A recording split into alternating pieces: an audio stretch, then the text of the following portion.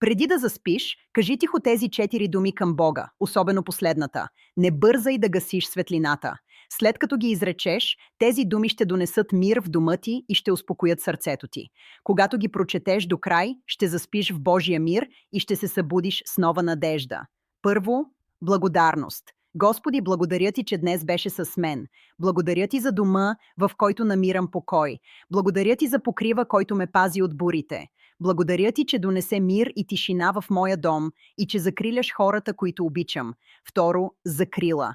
Господи, моля те, пази мен и хората, които обичам. Не допускай зло, страх и тревога да се доближат до нас. Нека Твоите свети ангели ни обкръжат тази нощ и под Твоята закрила да заспим спокойно. Трето, доверие. Господи, знам, че утрешният ден е в Твоите ръце. Предавам на Теб себе си, семейството си и цялото си бъдеще. С Теб до мен не се страхувам от нищо, защото Твоята любов е моят мир. Четвърто, прошка, най-важното. Господи, благодаря Ти за Твоята изобилна милост и прошка.